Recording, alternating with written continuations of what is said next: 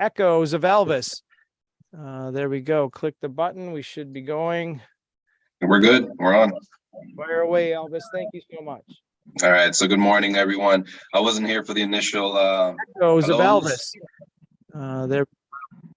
Go for it. See, that's what I was waiting for, is the echo. Okay. All right, good. So I'm Elvis Santana. I'm the realtor in the group, licensed in Massachusetts and Rhode Island. And usually I take these presentations to catch you up on the market. Real estate is local, so we should understand what's going on locally. So I am going to share my screen here.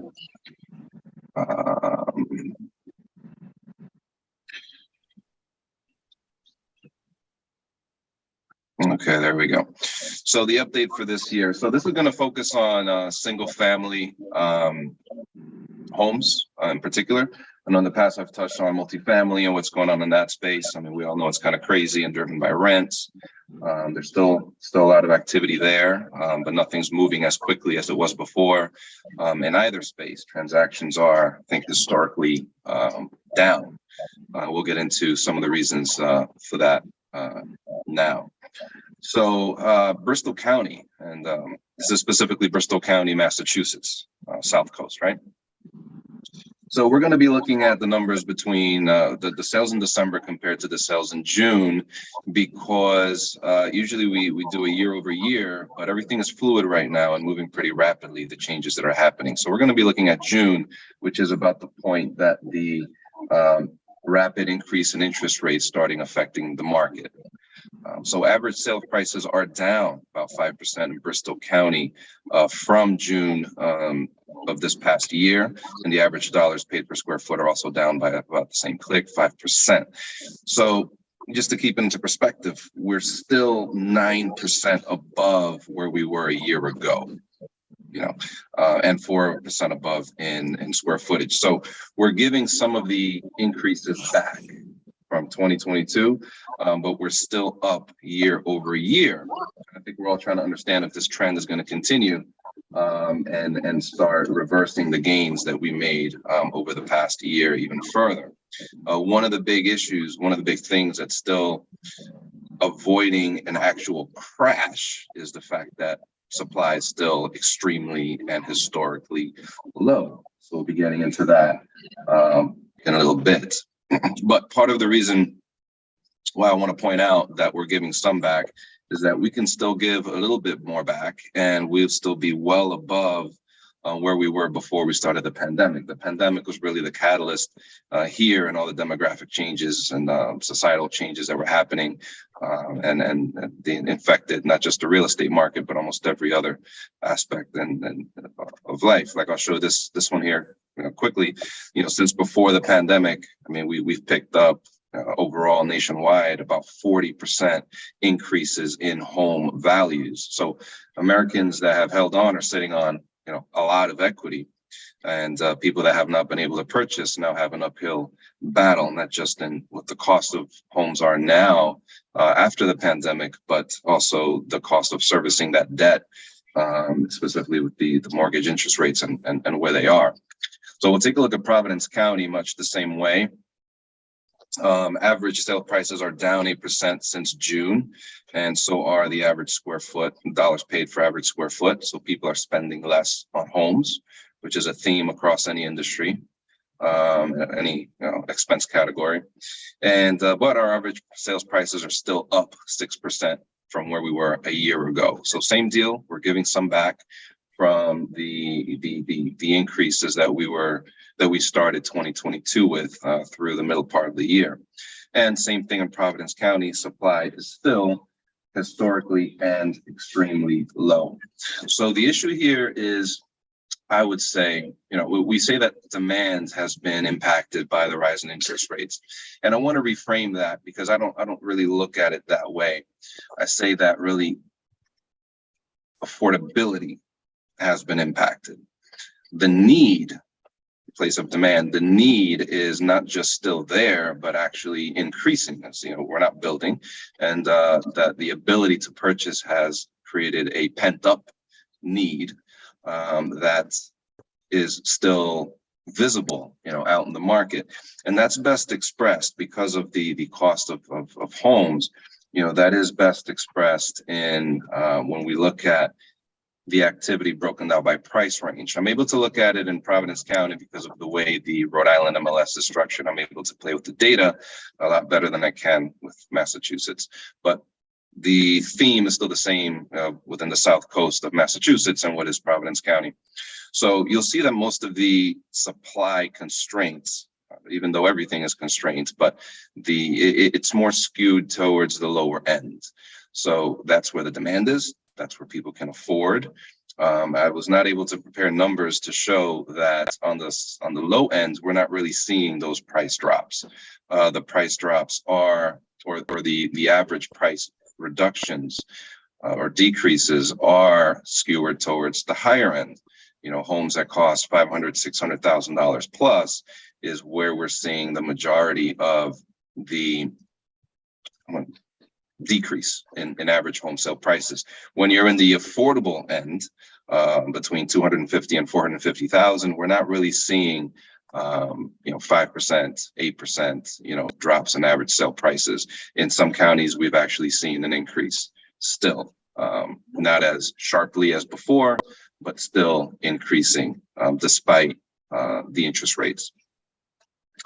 So with that in mind, why has the impact on affordability not crashed the housing market overall?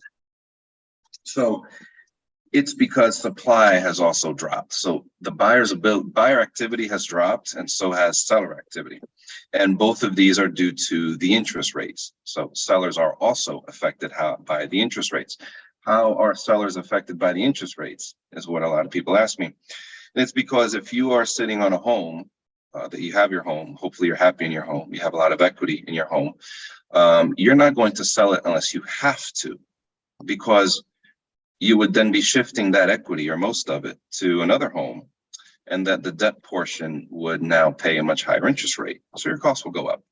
So really it would only work out for you unless you were severely downsizing and buying a home in cash with your equity, or simply just picking up a lot less debt to make up for the change in servicing costs.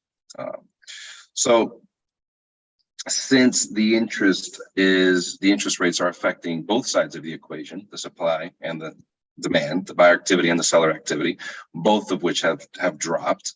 And again, since the supply has also dropped, we have not seen the decrease in buyer activity crash the market. So with the interest rates affecting both sides of the equation, what is likely to happen now, this year, 2023? So here in this chart, we've seen the average mortgage rate as it's, since 2016, moving through the end of this year now. So we see where the increase has happened in 2022. We know what's happened with the market. The sharp increase in prices has leveled off and started to come down a little bit here locally, and a lot in some other markets in the country.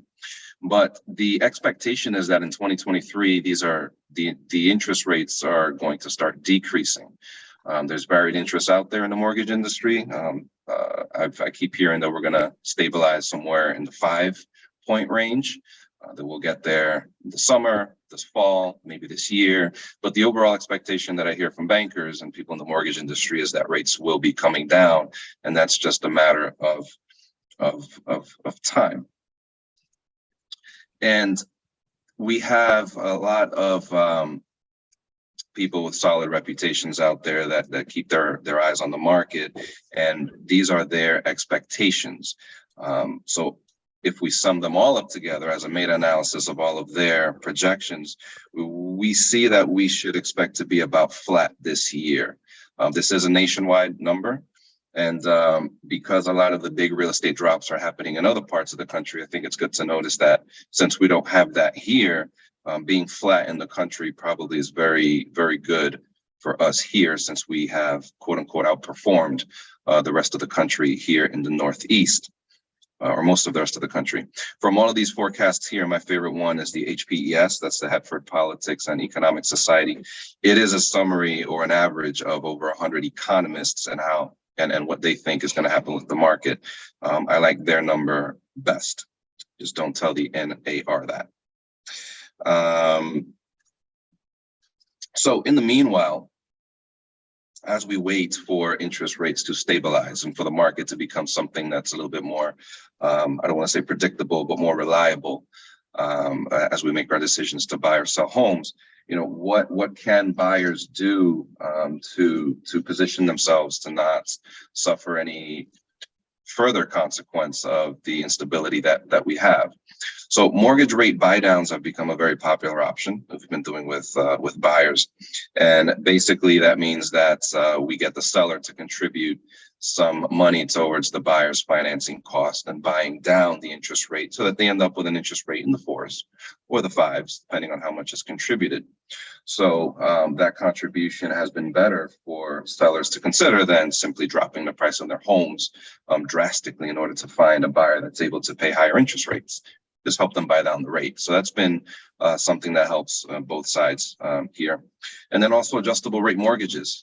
Sounds scary since that's something that is making a comeback and was something that caused the 2008-2009 crash. However, mortgages are a lot cleaner now, and they are less volatile than they were before. We see Laurie Goodman and Karen Call of the Urban Land Institute says the risk of ARMs were substantially mitigated by the regulatory reforms put in place after the 2008 bust. So people don't qualify so easy for such mortgages. And that is a good strategy to, if we trust that the expectation is the interest rates will continue to drop, that we refinance later. So a good mortgage partner is key to putting the strategy in place and keeping an eye on things. So if you know anyone that is considering to buy or sell in this market, or consider what their options are, what the appropriate strategy should be given anything that's going on, have them please, give me a call. We do keep a close eye on this stuff, and we use every strategy possible to make sure that the decisions that they make have the outcome that they are pursuing to get the homes that they need or to get the sales that they want at the right price. So Elvis Santana, Circle 100 Real Estate. Thank you.